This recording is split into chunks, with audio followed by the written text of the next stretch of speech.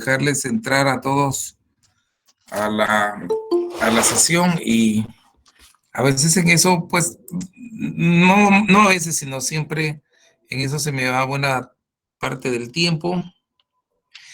Que ya hoy tenemos la última de nuestras clases antes de el asueto de la Semana Santa, que estoy entendido empieza mañana con el Viernes de Dolores y nos estaríamos viendo hasta la martes de la siguiente semana, de próxima semana. Yo les voy a dejar, quería comentárselos que desde he tenido la intención de dejarles, pero en el RADC, todas estas presentaciones que hemos visto últimamente, porque de esas presentaciones voy a sacar el examen. Falta una presentación de las ideologías, que esa todavía tengo un poquito aquí, hoy la podemos examinar, pero todavía va a hacer falta esa. Sin embargo, como después de la Semana Santa todavía tenemos un par de clases, ahí es en donde vamos a terminar de ver eso de las ideologías y hasta ahí va a entrar el segundo examen parcial. Es decir que alguien pudiera decir, entonces, ¿qué hay que estudiar para el segundo parcial? Pues vas a estudiar todas las de las clases, lo que hemos dado, yo les voy a dejar un contenido, no como la vez pasada que prácticamente les di el chivo. Esta vez sí van a tener que ver por lo menos las presentaciones y con lo que esté ahí colgado en el RAD, con eso es con lo que nos vamos a examinar.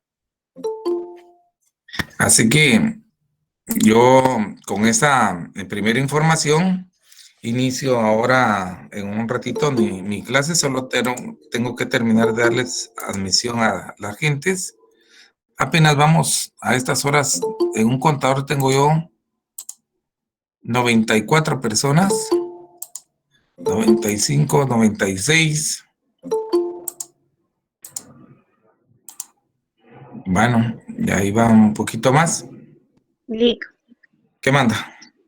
tengo una duda. Yo me hice el examen extemporáneo. ¿Esa nota cuándo se va a conocer?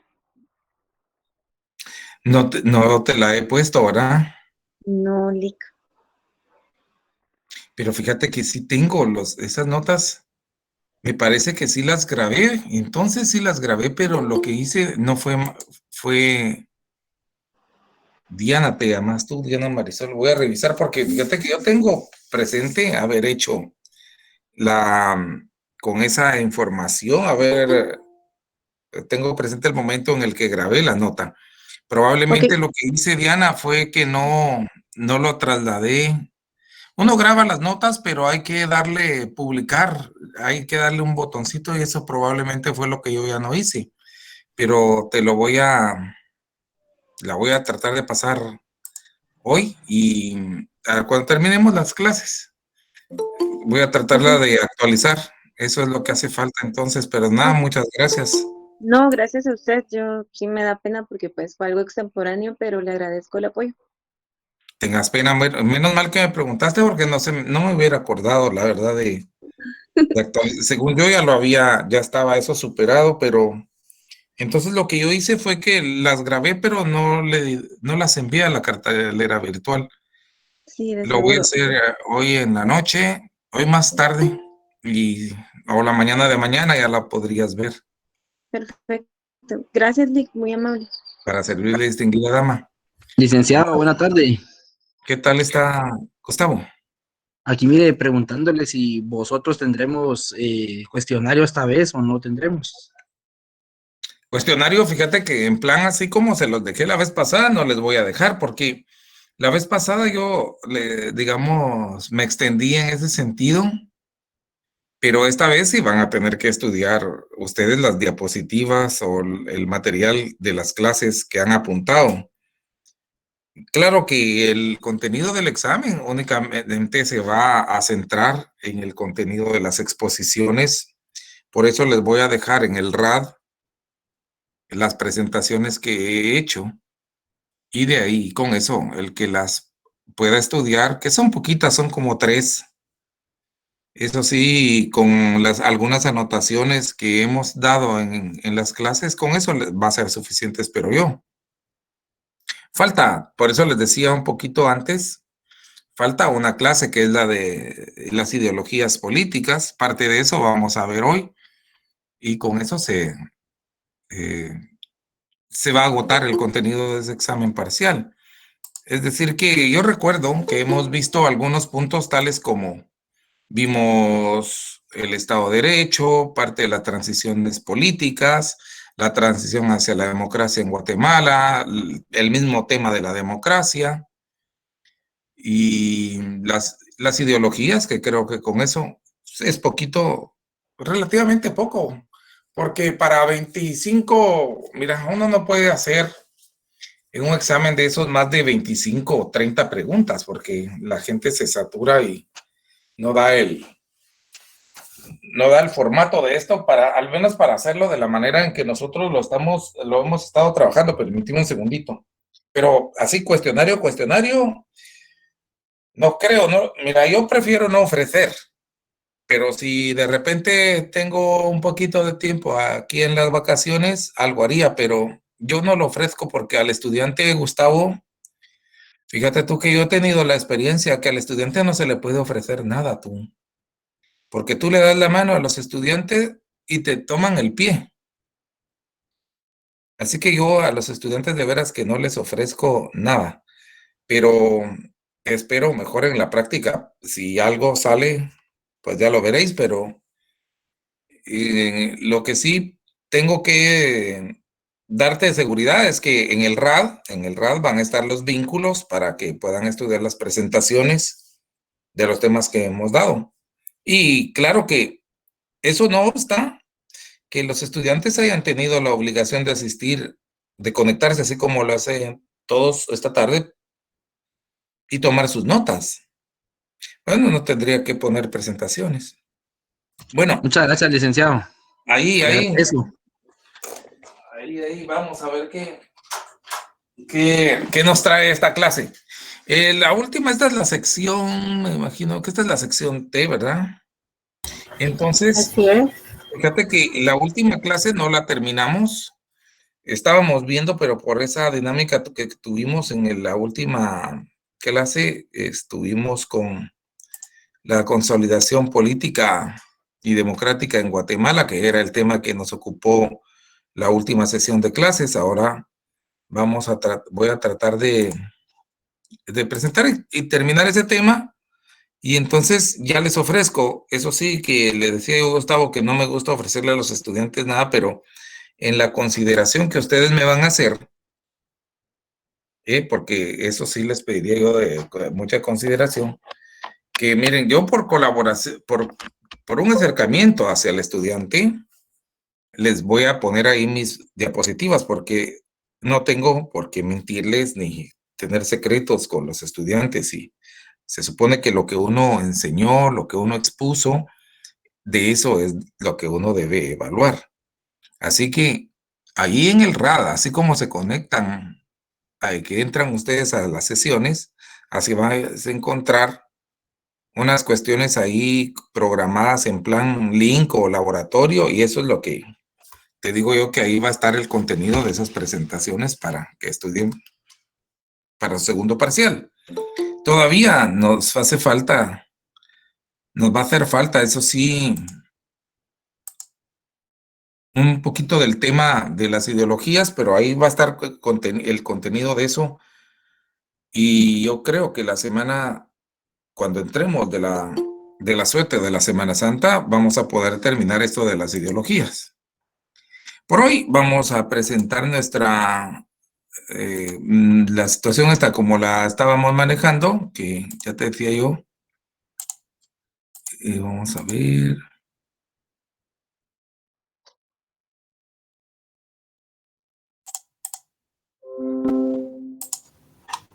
Entonces esto creo que era lo que habíamos visto el último día. Y estábamos platicando con el con el compañero Abel Armando el último día acerca de estos temas que nos discurrimos por estas cuestiones de las condiciones que había, que fueron los problemas estructurales del país, los que habían propiciado aquel conflicto armado, que así se manejó, que así se manejó. Permíteme un segundito, que esto es lo que te digo, que la entradera de la gente no me deja exponer, pero ahí, así va a estar mejor. Entonces, que estas, que fueron las causas que podemos resumir, dieron inicio a ese conflicto armado interno, todavía son presentes en la actualidad en el Estado guatemalteco. De esto, claro que el Estado ha tenido algunos avances para el entendimiento de todos sus actores políticos. La sociedad ha cambiado, se ha adaptado a nuevos tiempos, pero estos problemas de fondo todavía los aqueja el pueblo de Guatemala. El país ha sido golpeado reiteradamente por esas situaciones de miseria devenidas de la exclusión, de la desigualdad, de la concentración de los medios de producción en pocas manos, etcétera, etcétera. Y por ahí nos habíamos quedado. Luego nos pasamos aquí a que cuándo empieza y cuándo termina la transición democrática en Guatemala. Y en términos de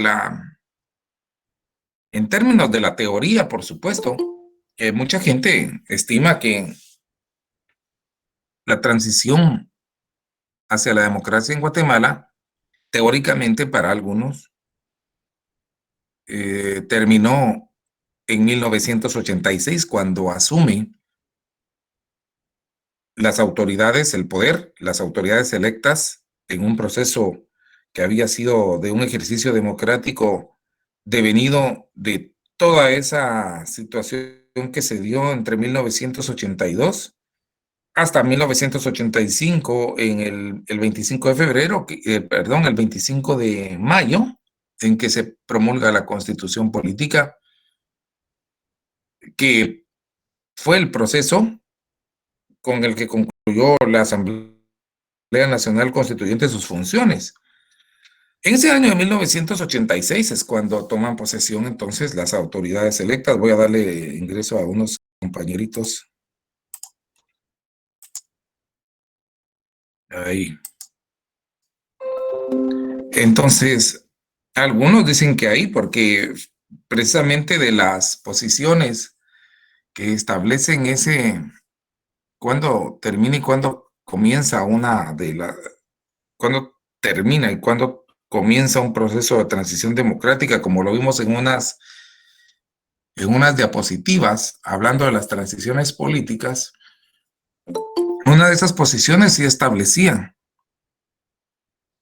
que una vez asumen las autoridades electas en un proceso democrático, ahí terminaba habiendo sido previamente depuesto el régimen autoritario, que era lo que en la práctica se decía que ocurrió en Guatemala. El régimen autoritario se termina con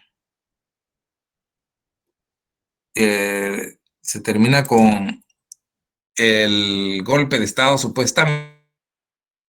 Luego el gobierno de facto llama a elecciones para Asamblea Nacional Constituyente, y esta hace sus funciones, promulga la Constitución, llama a elecciones generales para autoridades y en consecuencia asumen estas, luego el evento democrático de 1986.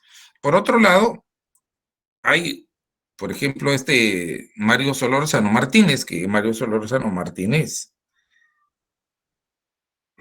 fue un diputado que ocupó una curul por parte del Partido Socialista Democrático en las elecciones me parece que las elecciones, yo no estoy muy seguro ahorita porque mi memoria me falla si fue que él ocupó la curul para las elecciones de Asamblea Nacional Constituyente o en las elecciones generales celebradas en 1985. Como sea, lo que sí fue, él fue diputado y él era de esos términos, de que había empezado en 1982 el proceso democrático y que había terminado en el 86.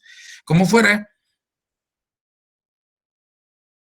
todo el mundo dice que los acuerdos de paz que se firman en 1996 fueron los que finalmente dieron una transición democrática a Guatemala.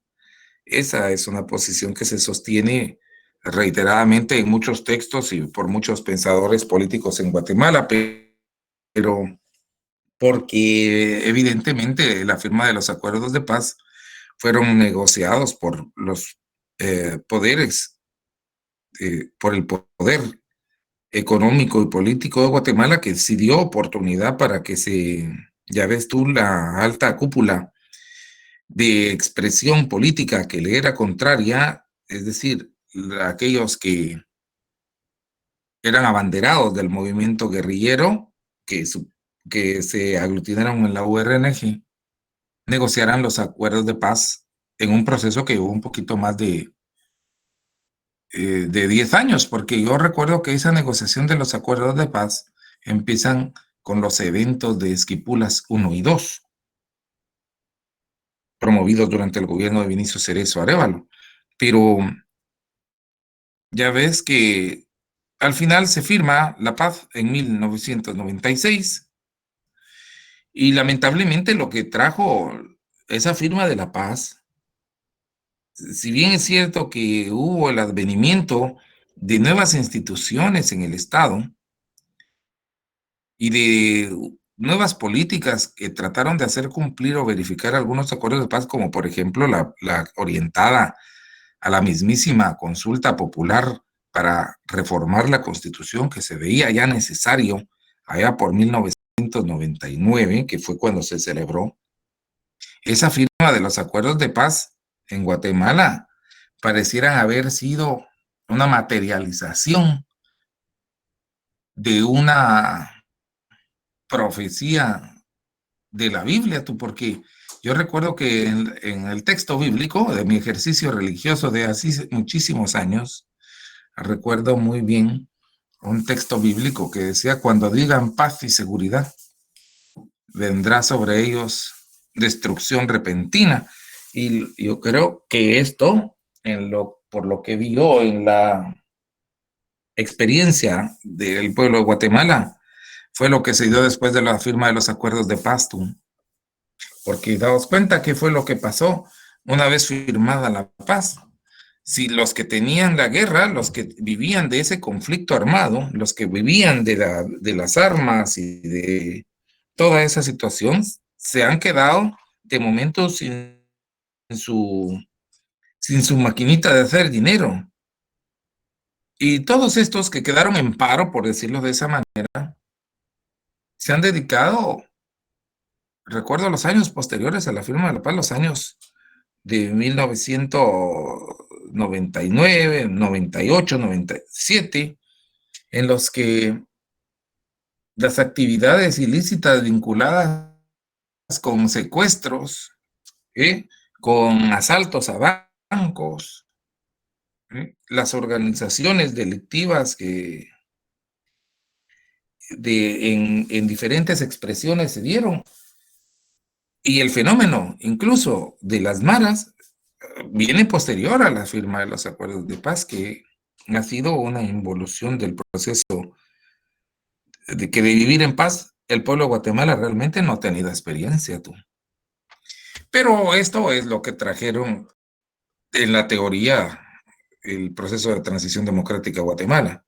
Sigamos con que si nosotros tomamos, esto es lo que acabo de explicar, y lo relaciono con lo que acabo de explicar es estado de aquí arriba, con la creación del Estado de Derecho, pero fíjate que esto que ves aquí, cuando dice que algunos exponen como teorías acerca de la transición hacia la democracia, lo que otros denominan precisamente momentos para la creación del Estado de Derecho, Lo expliqué en alguna ocasión, no sé si lo recordáis, pero esto es esta misma situación en el punto de Estado de Derecho.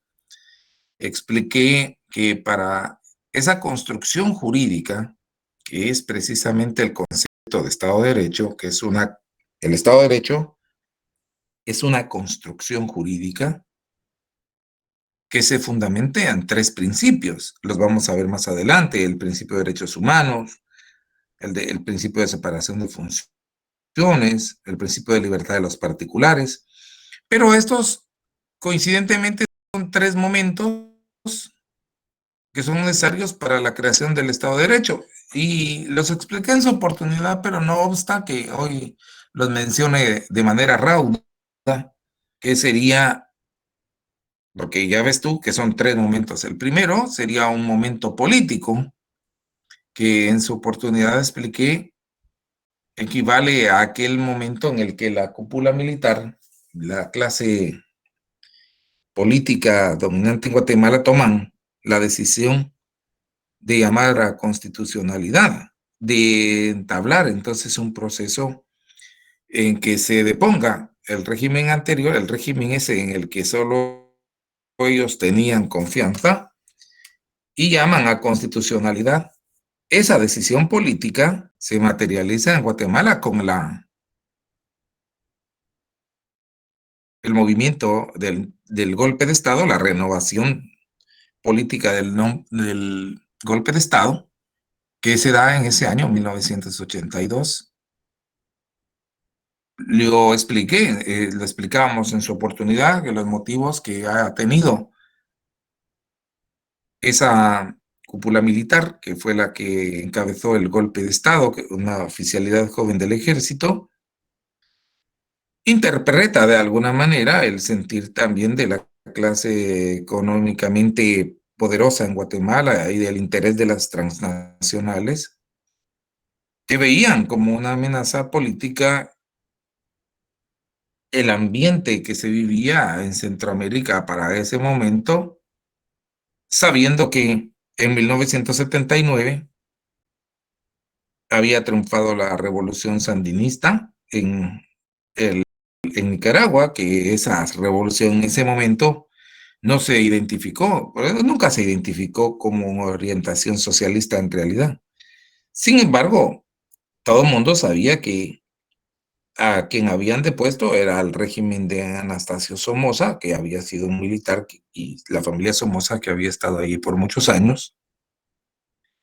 Un pueblo muy sufrido el de Nicaragua, pero bueno, un paréntesis de opinión propia.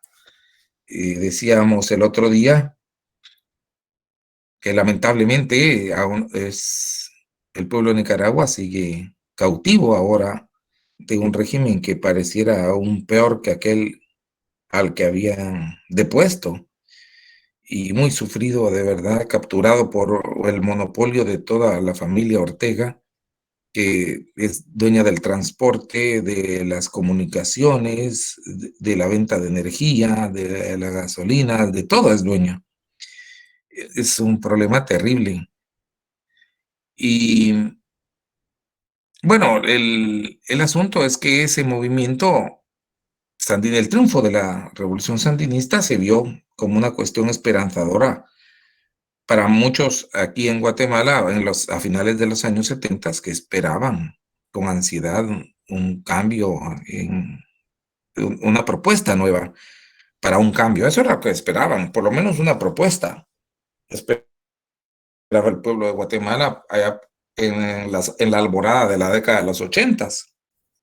En 1981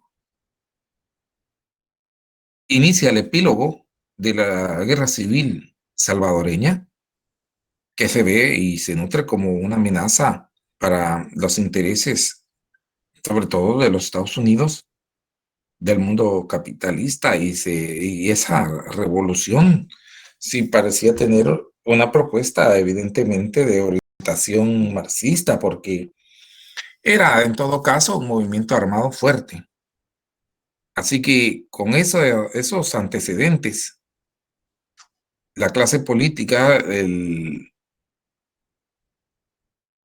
la clase económicamente poderosa de Guatemala, que son dos, tres, dijeron, pues hay que hacer este cambio para que se mediatice la conciencia del común de los mortales en Guatemala y piensen que con el golpe de Estado las cosas van a cambiar definitivamente y va a quedar atrás el Estado policía y todas esas cuestiones, vamos a llamar a constitucionalidad. Y es lo que hacen. Así que seguido de ese momento político va el segundo momento, que es el momento jurídico, que equivale a ordenar el régimen jurídico y la organización política del Estado. ¿Cómo se va a hacer eso? A través de la redacción del texto constitucional realizado por un órgano colegiado, que va a ser en este caso la Asamblea Nacional Constituyente, y esta asamblea se forma a través de elecciones. Ahí se votó en noviembre, me parece, de 1983.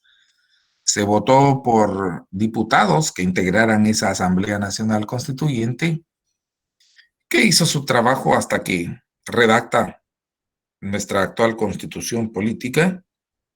Y ese sería entonces el momento jurídico. Y el tercer momento sería el momento electoral, que como ya sabes tú, es el momento en el que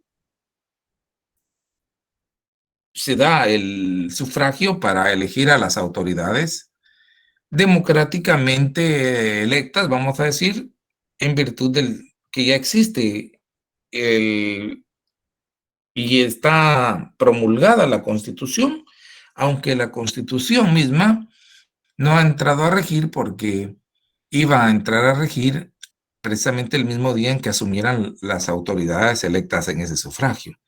Así que esos son los tres momentos: un momento político, un momento jurídico y el momento electoral. Después de eso es que nosotros nos vamos a trasladar. Yo creo que ahorita sí ya no entraron a los tres principios que integran el Estado de Derecho, que es el principio de derechos humanos. Cuando el Estado ya organizado garantiza la observancia de los derechos humanos, y esta garantía se ubica evidentemente en el texto constitucional, como lo examinamos en alguna oportunidad. Toda la primera parte de la Constitución Política de la República el contenido es regular derechos humanos. Y esta cuestión es que nos invita a reflexionar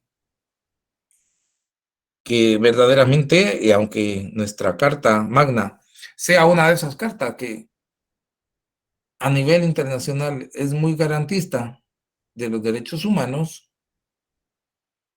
pues la verdad es que ha quedado a deber en la práctica porque probablemente no estaba preparado para eso la cultura guatemalteca, y tampoco respondía a una realidad propia del Estado, sino que la Constitución muy bonita, muy avanzada, pero como nos la impusieron los países amigos, con base a un modelo que no era el nuestro, porque eso era lo que hablábamos acerca de las transiciones políticas, que las transiciones políticas no pueden sistematizarse. Y en el caso de la experiencia guatemalteca, le fue impuesto un modelo extranjero y ahí trajeron una constitución con un montón de cosas que en la experiencia de Guatemala no se habían ganado en un proceso dialéctico, pues. Así que por eso es que todavía ocurren graves violaciones de los derechos humanos en el Estado. El Estado es el que finalmente es responsable de las violaciones a los derechos humanos, porque es finalmente el Estado el responsable. Y fíjate tú que el comentario de abajo, que es la parte inferior de tu pantalla, es solamente para, ¿cómo se dice? Para resaltar ese hecho, que en un estado de derecho, precisamente los derechos humanos deben ser respetados, de tal suerte que si en un Estado de Derecho hay alguna violación de derechos humanos, va a ser una cuestión excepcional. Sería una excepción. El problema es que ahí vemos a Guatemala, que en Guatemala las violaciones a los derechos humanos no son excepcionales, tú. Es una cuestión cotidiana. El Estado abusa, no es que es todos los días, es solamente por la pérdida de vidas humanas a diario, porque a diario hay pérdida de vidas humanas, pero no que sean producto de una ley de vida, de la ley de la naturaleza, sino que ocurren por la desatención que el Estado hace de los elementales derechos que tiene la población, como por ejemplo el derecho a la alimentación. No necesariamente vamos a hablar de las ejecuciones o de la muerte de cuestiones así muy serias, pero fíjate que qué más serio que la desnutrición infantil que cobra vidas a diario. Entonces, eso es lo que nos hace pensar que ese principio de derechos humanos, claro que en el Estado guatemalteco existe ese principio de derechos humanos, está garantizado en la Constitución, pero ya ves tú que pareciera que lo niegan muchos políticos, lo niega, por supuesto, el Estado, lo niegan los medios de comunicación, pero Guatemala es un Estado fallido, tú. En Guatemala no hay respeto al Estado de Derecho. Eso no existe. Existen leyes, existen formas de interpretar la ley, pero el Estado mismo, desde las mismísimas cortes, mira tú cómo va a ser posible. Yo veo en el Estado de Derecho, el Estado de Guatemala, como el mismo órgano encargado de regir en materia constitucional, creó situaciones aún más serias de las que fueron puestas para su examen. Es decir, mira tú, desde 2020 debió haber existido la toma de posesión de nuevas cortes, refiriéndome a las cortes de apelaciones. Y eso no ha sucedido en violación precisamente del... No hay seguridad jurídica porque precisamente la mismísima Corte de Constitucionalidad echó por un lado ese plazo que establecía la Constitución para que las nuevas cortes tomaran posesión. Es, entre otras cosas, uno de los comentarios, porque ha hecho muchas cosas más. Se ha arrogado también esa Corte en el pasado el interpretar que tenía competencia para conocer o resolver cuestiones que son sometidas al derecho internacional nada más, a cortes internacionales. Pero, bueno, eso te da a ti una ligera visión, pero concreta, muy seria, de que el Estado de Derecho en Guatemala no está. Si uno en Guatemala vive a la suerte de que no le pase nada, tú vas a vivir bien dentro de las fronteras patrias del Estado de Guatemala, siempre que no te resbales en una cáscara de banano y te des un golpe muy fuerte tú. Porque si no tienes dinero para curarte en un hospital, te de seguro que suponete que sufrieras una fractura en el cráneo o algo así, hasta ahí llegó. El destino es muy serio, no hay seguridad de lo que vaya a pasar, o no vayas a tener tú la mala suerte de aventar un accidente de tránsito a alguien, porque se te destruye la vida. Bueno, muchas cosas que tratar con respecto a eso. Aquí estaban, no sé por qué se me han revuelto aquí las cosas. Este momento político ya lo habíamos, el momento electoral. Mira, aquí están, y el momento jurídico. Todo esto ya lo expliqué, ¿verdad? Estaba metida Por aquí es que vamos. Toda esta presentación, como ya vieron que son bien listos, ustedes ya vieron que aquí están los 3 momentos, mira. ¿Verdad? Entonces todo esto se los voy a dejar ahí en el RAD y de esto es que vamos a tirar para lo del examen que hablábamos, junto con las otras presentaciones. También habrá alguna de esas de YouTube que tengo grabada ya y se las voy a dejar para que lo miren a su aire, cada quien. Entonces aquí están este sería el principio de separación de funciones, que es el segundo. Lo explicamos así, yo me recuerdo muy bien el otro día hasta que analizamos el artículo 140 y nos dimos cuenta de que, bueno, en la práctica tampoco hay, quedamos en que ese principio de separación de funciones en todo caso no está determinado por el texto constitucional, sino que obedece más bien al comportamiento electoral y también al sistema electoral que hay en Guatemala, partiendo de que el sistema electoral es para elecciones generales y que el comportamiento del electorado en guatemalteco va en dos sentidos, en el sentido de que en principio solo vota a una minoría y en el otro sentido, que esa minoría va a votar siempre por el mismo partido o la misma carita del que le parece que ahora debe tomar posesión. Por eso hasta hubo un político alguna vez que decía, eh, esta vez me toca o esta vez le toca, porque esta vez me toca a mí gobernar, no sé cómo era el eslogan político de este sujeto, por cierto está preso aquí en Estados Unidos,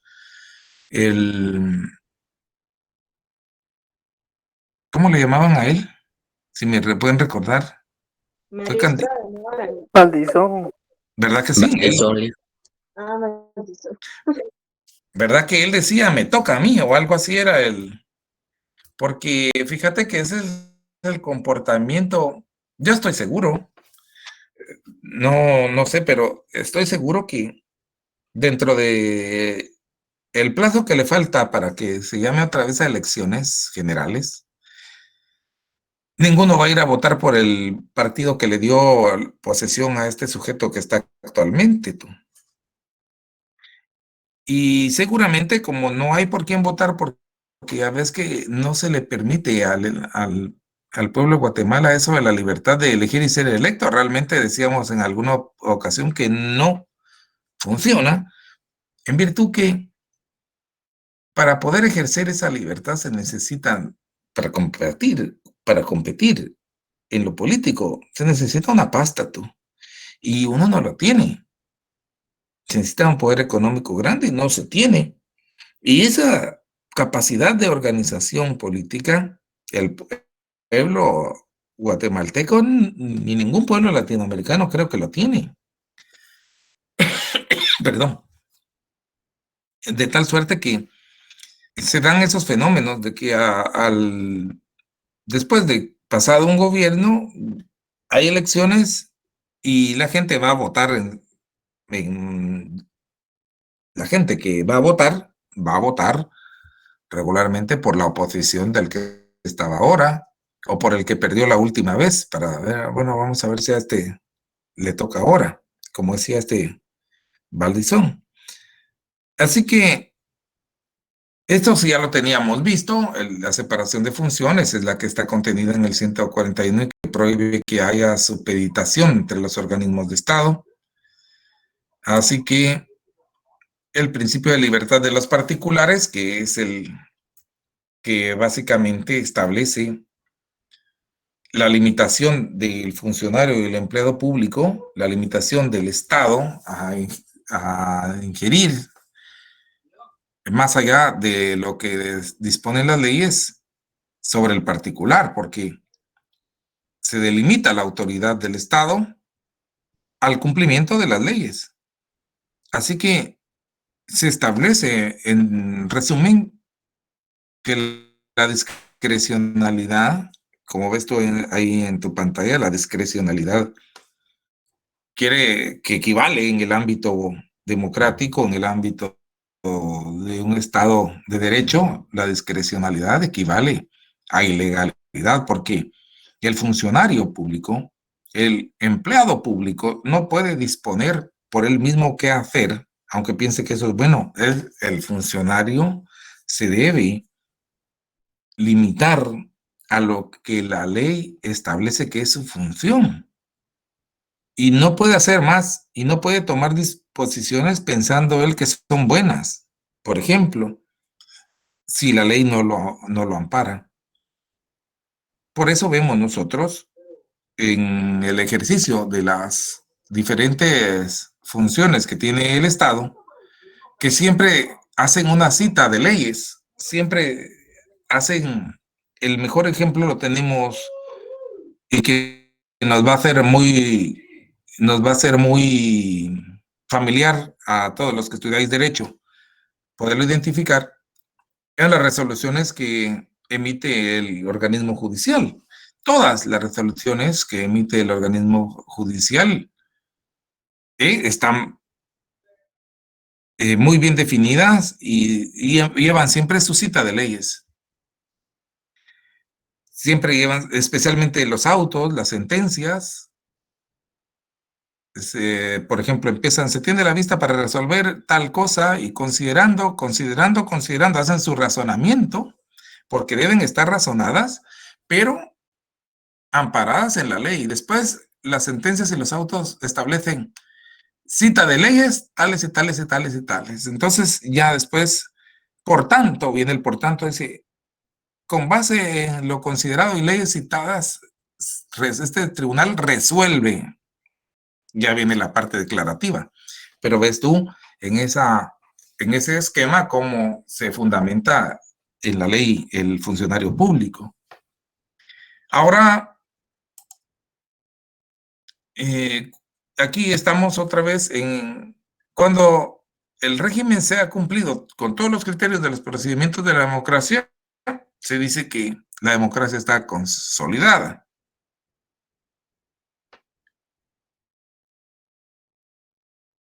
Nosotros podemos ver que siempre el sometimiento a la ley, cuando se acepta por parte del funcionamiento democrático, el someterse a la ley, se dice que la democracia se ha vuelto una democracia consolidada. Todo esto del sistema de gobierno que ves a continuación es el extracto, porque esto es mira, esto del sistema de gobierno es pregunta obligada en sus elementos para el segundo examen parcial, porque a huevo voy a preguntar cuál es el sistema de gobierno y cuáles son sus diferentes elementos. Eso es una pregunta obligada del segundo examen parcial. Con esto nos vamos a quedar de esta presentación, pero vamos a aprovechar, ahorita que todavía tenemos un tiempito, son 5:33. Pero eso es aquí. ¿Ustedes qué hora tienen? 6:33, ¿va? Sí, 6:33. Fíjate que eso me pasó. Padre, Así es. padre. Ahí. Ahora vamos esto es lo que te decía, vamos a finalizar nuestra clase de hoy con este tema. No vamos a finalizar el tema, pero lo vamos a empezar hoy. Lo que va a finalizar hoy es la clase con este primer punto acerca de las ideologías, porque esta es también una de los temas obligados para el examen del segundo parcial. No es posible que no se puede concebir una clase de ciencia política que no, un curso que no contenga la explicación de qué son las ideologías, tú. Y como ves, yo en mi presentación he tratado de explicar de entrada lo que plantean las ideologías y qué son en realidad. Porque ideologías políticas, mira, hay ideologías de ideologías, hay ideologías de carácter religioso también, y hay ideologías de carácter político. Como fuere, yo creo que de todas formas la religión siempre ha formado parte en el espectro político, pero siempre de una manera hipócrita se ha tratado de decir que no, pero hay una participación activa de elementos de las diferentes religiones que inciden sobre los políticos y la política. Pero, ¿qué son las ideologías en realidad, mis estimados amigos? Las ideologías, debes tener tú presente, que no constituyen un conocimiento verdadero del mundo. Por eso son ideologías, tú. Porque no tienen, no es un conocimiento verdadero. Sí tienen, como ves tú, o como trato de explicar aquí, sí contienen elementos de conocimiento, pero los pocos elementos de conocimiento están sometidos e integrados a su sistema de representaciones, porque tratan de presentar un mundo diferente.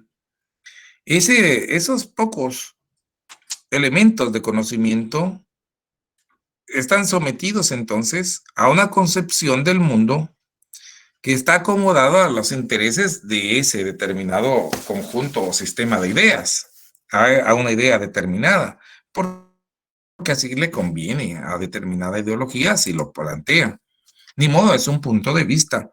Pero no es un punto de vista nada más, es un punto de interés que plantea con una falsa explicación el cómo está la sociedad hoy, en un momento y lugar determinado. Así que las ideologías no constituyen un conocimiento verdadero del mundo, ninguna.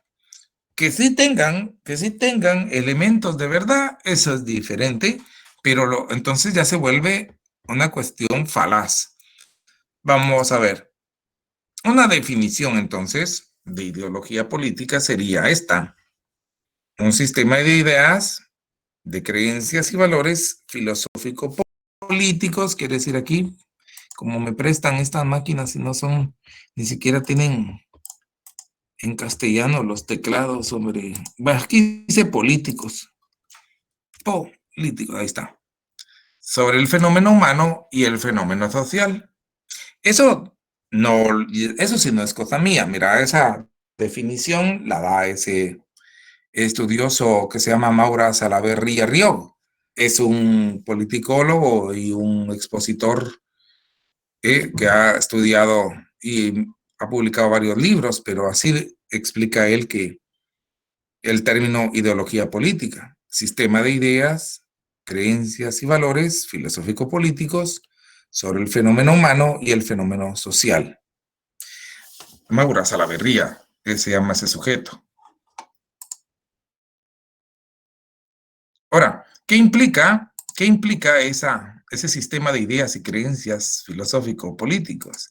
Pues implica entonces, a su vez, dos sistemas. El sistema de actitudes de la sociedad, que ese es el comportamiento, los comportamientos de la sociedad, las costumbres, y por otro lado, las ideas que esta gente tiene, es decir, la representación de su sociedad, la ideología que ellos albergan. Esa es precisamente la ideología, las representaciones sociales, la explicación de su status quo. ¿Qué implica entonces el sistema? Una ideología política implica el sistema de actitudes y el sistema de ideas. Definición de ideología política, esta. ¿Verdad? Ahí ahí está bien clarito. Ya vamos ahora. ¿Quién utilizó o implementó? Quiere decir, ¿quién acuñó el término ideología? Pues fíjate que así se llamaba un filósofo francés. así se llama él. No sé de veras cómo pronunciar ese nombre, porque a veces tú que hay unos nombres de esa gente que uno a veces no los puede leer bien. Por ejemplo, me recuerdo que para decir Dubois se escribe Dubois, pero se dice Dubois, así que yo no sé cómo se leerá. No sé, ahí dice Destuit, ¿cómo dice ahí Destuit? Y así es como se escribe. De Tracy, mejor para uno permite decir de Tracy es un filósofo francés. En 1795 él utilizó el término ideología para referirse a una ciencia general de las ideas, ¿eh? Así, una ciencia general de las ideas, luego de que había acontecido la Revolución Francesa. Eso se hizo muy popular después de la Revolución Francesa, porque acordate tú que la Revolución Francesa se da en 1789, por lo cual esta nueva ciencia, este nuevo concepto que implementa el francés de Tracy, cobra mucha popularidad. ¿Qué otra cosa? Bueno, aquí las ideologías, desde el punto de vista filosófico, ¿qué son en realidad? Desde el punto de vista filosófico, porque aquí tendríamos voy a regresar para explicar esto. Fíjate tú, aquí está la definición de ideología política. Esta es una definición académica, una definición, sí, académica, una definición, ¿cómo se le puede decir? Una definición práctica de la esencia de lo que una ideología política es, pero esto es la explicación desde el punto de vista filosófico. Y la verdad que suena, porque fíjate cómo dice, desde el punto de vista filosófico, las ideologías son las maneras de entender, las distintas maneras de entender, ¿sí?, los conceptos relativos a la organización y fines del Estado, que probablemente Estado, digo yo que como se refiere a la persona jurídica del Estado, le vamos a poner con así. Y a esto son las distintas maneras de entender entonces este tipo de conceptos. La organización y fines del Estado, la función que tiene el Estado en el proceso económico-social, las formas de gobierno, la organización y participación popular, la función y los límites del derecho, pero especialmente de los bienes de producción. Esas distintas maneras entonces no solamente de entender y de concebir estos conceptos, sino la manera de sostenerlos, a fin de ejercer el poder. Eso es lo que las ideologías políticas tratan en esencia, pero el análisis filosófico a mí me gusta mucho porque así es como las ideologías, cada una entienden a su manera, interpretan a su manera y a su conveniencia el funcionamiento y el contenido de cada uno de esos temas que tú ves aquí, de estos conceptos que hemos definido aquí. Así que ahí va a quedar, esa es la definición filosófica. Y los componentes, este es el último punto de hoy, los componentes de la ideología política, que van a ser 3, jóvenes. 3 nada más vamos a poner. Primero, el componente de la ideología política sería el análisis crítico del presente. El primer componente. ¿Por qué el análisis crítico del presente? Claro, porque es necesario determinar qué necesita para su realización la sociedad y sus habitantes, tanto como persona individual, así como también la persona que se organiza en diferentes formas de actividades u organizaciones, porque la persona individual, pues la persona individual, pero ¿cómo se organiza? A través de diferentes formas. Nosotros sabemos que la organización social en Guatemala implica no solamente organizaciones de fines no lucrativos, ¿eh?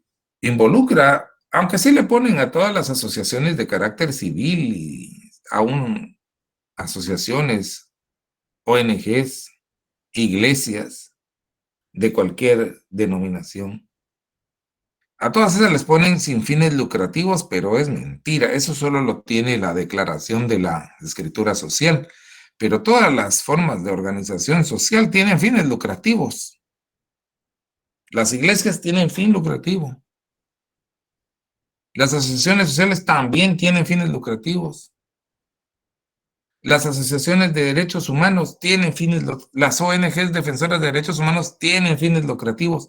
Y se explica, por eso es que en Guatemala a mí me consta que no se ha podido fiscalizar el funcionamiento de las organizaciones no gubernamentales, especialmente las organizaciones no gubernamentales defensoras de derechos humanos. Como dicen los jóvenes, aquí está, si se dejan fiscalizar, tú. No dan, porque ellas saben que la mayoría de su funcionamiento y de sus cosas, las donaciones, los capitales que mueven, entonces todo se va en salarios. Y de aporte social casi no tienen nada de lo que recaudan. A eso se debe que no se dejen fiscalizar.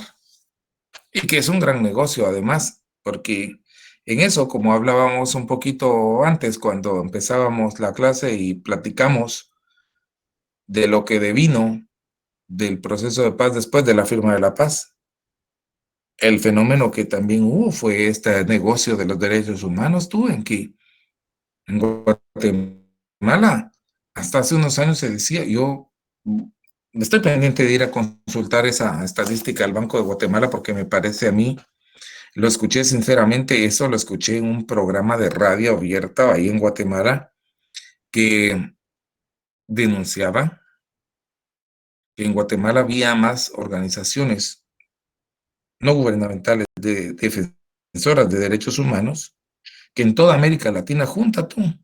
Es un negocio.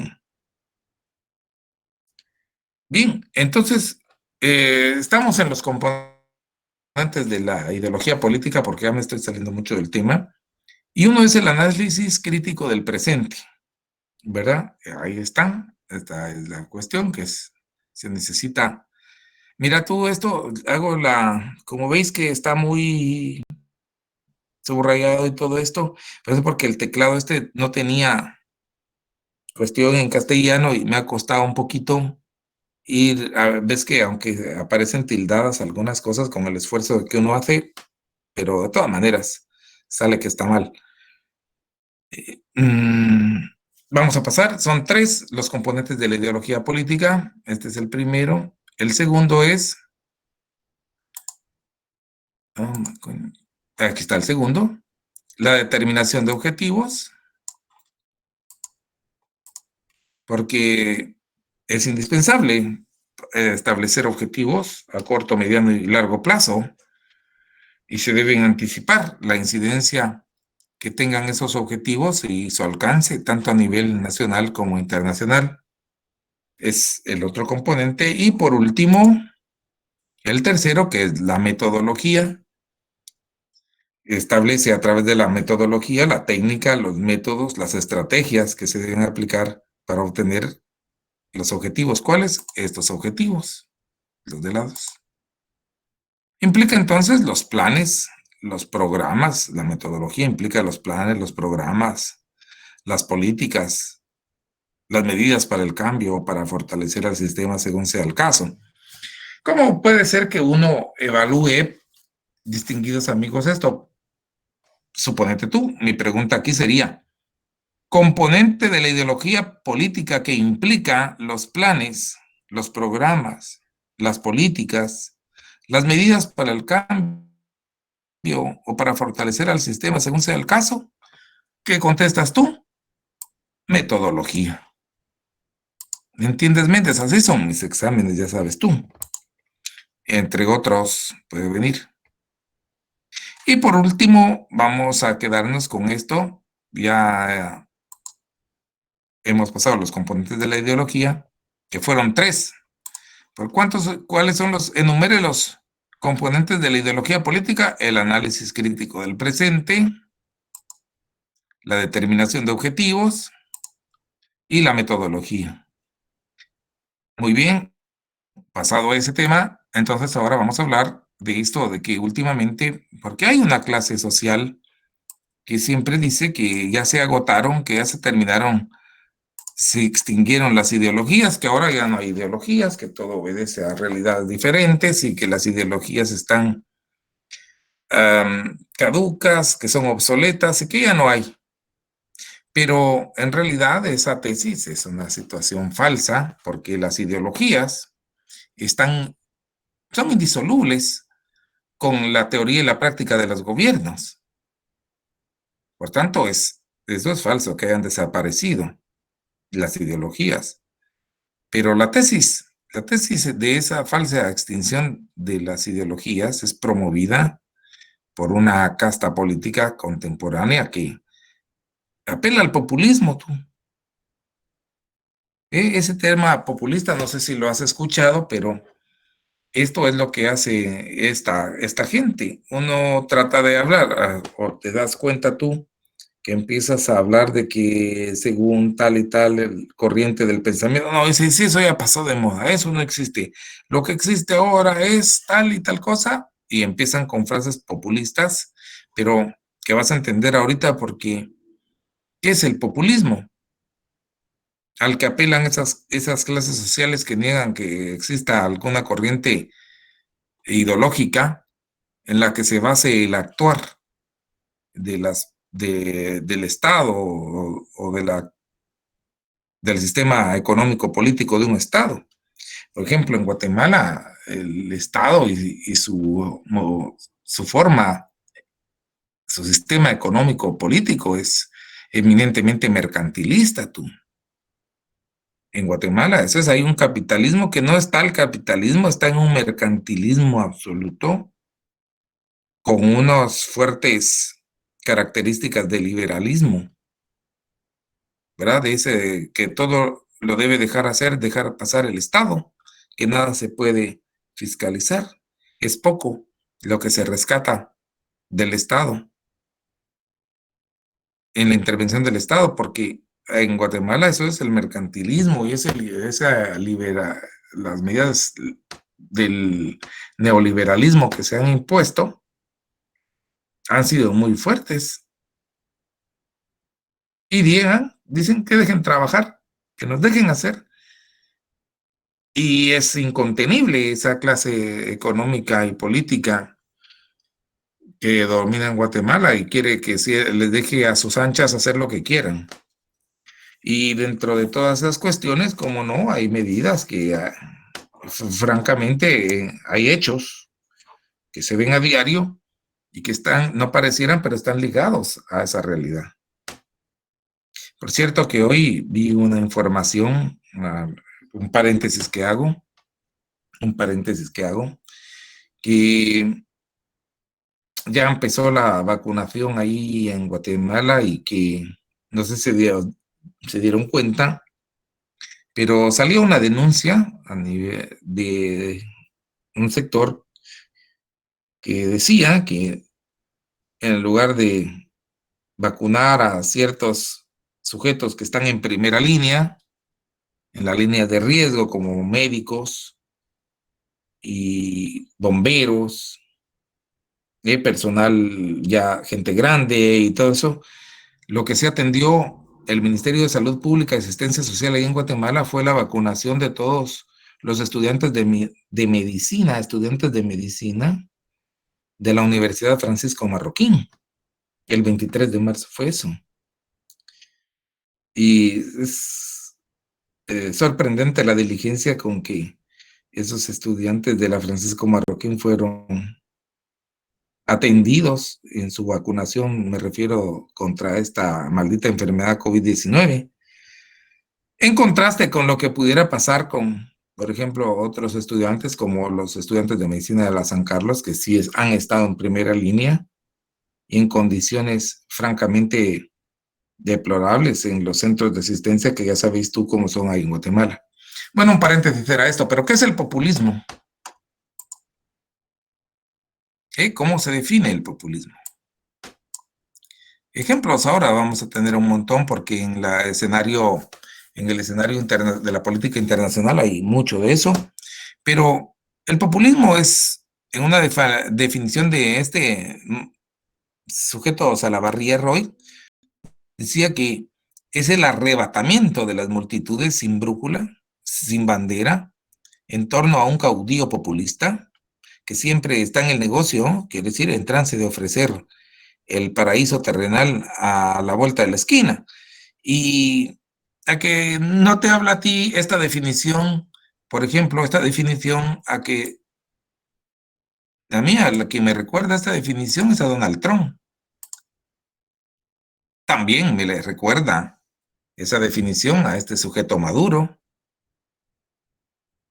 de Venezuela, al Ortega de Nicaragua, que son populistas, de diferente escenario, pero son populistas. El populismo de Trump fue una cuestión verdaderamente descarada, desmedida, ¿sí? Y el de, ¿cómo lo es? El de Maduro y esta otra personaje que acabo de mencionar en Nicaragua.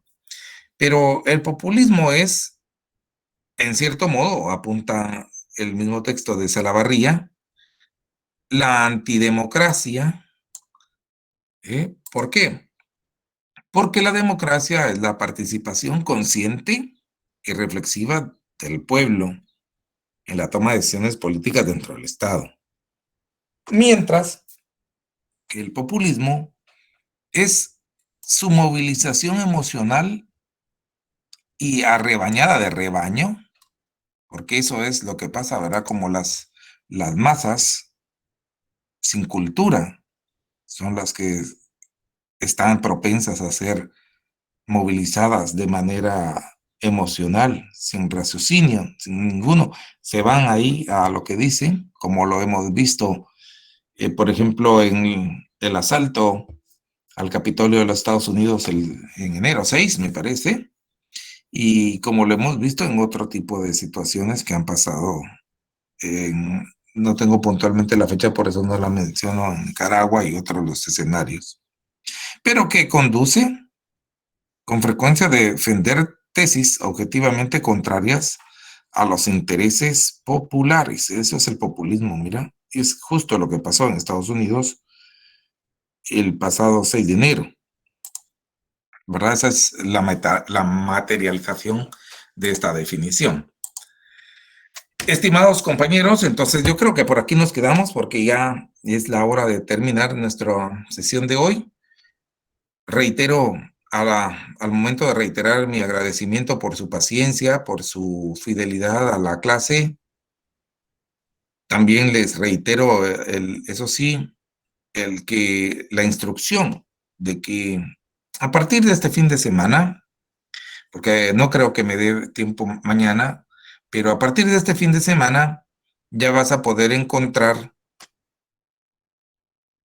los links con los videos y las presentaciones, las que van a ser objeto de evaluación para el segundo parcial, que seguramente vamos a llegar hasta el segundo parcial, hasta donde lleguemos después de que regresemos de la Semana Santa, que va a ser el complemento de esto de las ideologías. Sería solamente ver qué es el capitalismo, qué es el socialismo, qué es el marxismo, definir el concepto de valores, pero ahora hay gente que dice que también en el feudalismo hubo implícita una ideología, qué es el anarquismo, esas cuestiones las vamos a ver al entrar de la Semana Santa.